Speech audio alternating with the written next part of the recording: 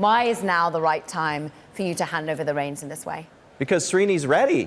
You know, T-Mobile does it differently. We believe in thoughtful succession. I recruited Srini to the COO position almost a year ago, and he has killed it. And he has an incredibly inspiring vision for the future.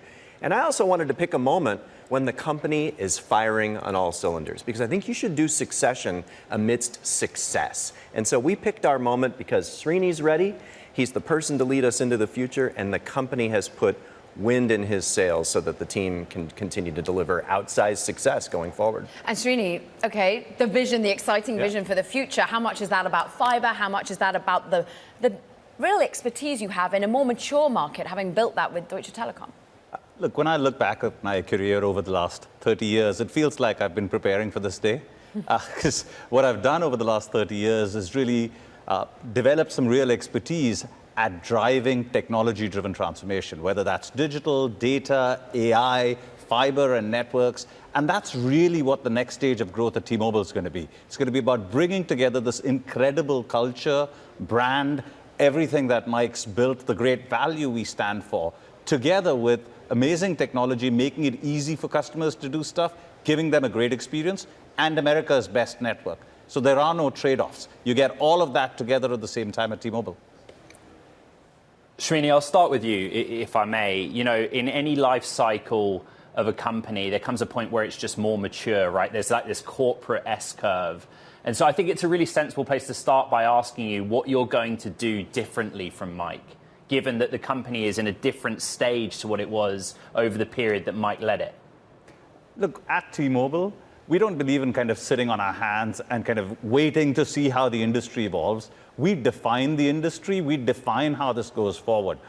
Mike and the team have already been talking a lot about the transformation we want to drive, about bringing America's best network together with great value. Not just that, taking the technology we have available today across AI, across our digital footprint, and building the best experience for T-Mobile customers. So what you should expect is a lot of continuation of changing the industry for the good of the customer. And that means a continual transformation. So this is not a business that likes sort of sitting steady and kind of watching the dividends and growth come in. We're there to change the life of our customers, to change this industry for the better. And you should expect to see a lot more of that.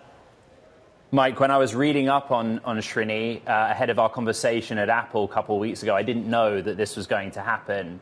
But, you know, there's a lot of focuses on his time in Europe.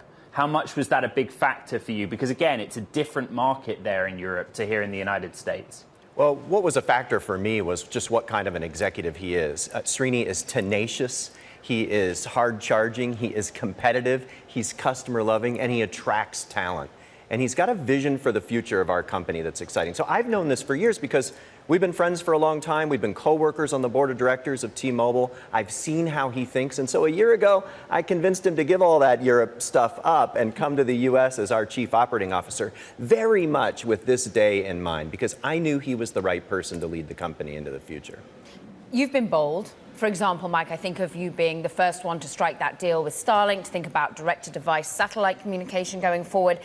Just how is that partnership given you a competitive edge? How much are you seeing people come on board because of the changes you made? Well, T-Mobile's an innovator. You know, not just direct to cell with Starlink. We created the home broadband 5G category, which millions of people benefit from nationwide. We continue, as Srini was saying, to redefine what it means to compete in this category and then watch while everybody follows. That's why we're the world's most successful telecommunications company. So look, on the T-Satellite, I mean, it's just been fantastic. Our dream, when I announced that with Elon back in 2022, was to end dead zones, the end of dead zones. And today, T-Mobile customers can connect to 600 satellites, the only one that connects your phone automatically if you fall off a terrestrial network. But, Srini, for example, first on your to-do list might be that Boost Mobile is going to have potential offering because of the new spectrum that Elon then's got with Starlink. How do you consider the future evolution of direct-to-consumer satellite? When we started off with this vision of putting an end to dead zones, right? That's what we were going for. We're delighted that Starlink has now acquired more spectrum, makes the service even better. Together, what we want to do is live true to that mission of putting an end to dead zones. As far as the competitive world is concerned, we love competition. We love switching. I mean, we've always said this, the more jump balls, the better, because there's only one place that you can get the best network, best value, and best experience. So we love competition, and anything that stimulates even more switching is a good thing. Srini, a lot of questions that we get from the audience direct to you are about fiber. And so I would summarize T-Mobile's strategy today, little tiny pieces of M&A. How are you going to approach that going forward? You're just going to build this out yourself?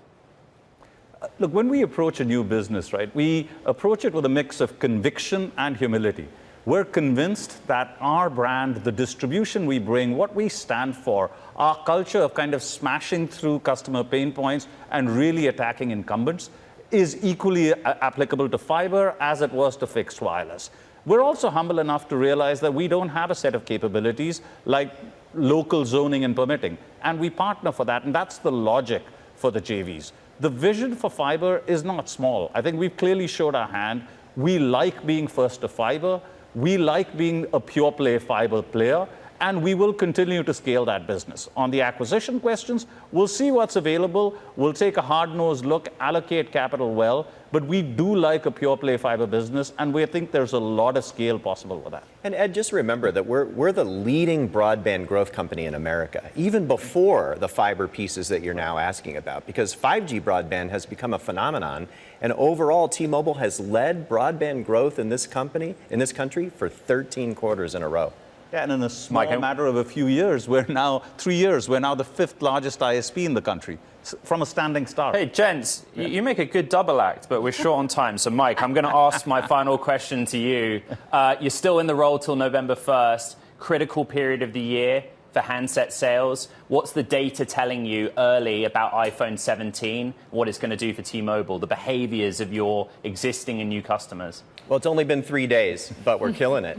Last year we had an all-time record new iPhone introduction. This year we're beating that by double digits. And not just in terms of activating phones for our customers, but in terms of switchers to T-Mobile who are coming at the moment that they get a new iPhone, also up double digits this weekend. And so, we've had a great launch, and, a new phone is a great time for Americans to ask themselves, do they have the right provider?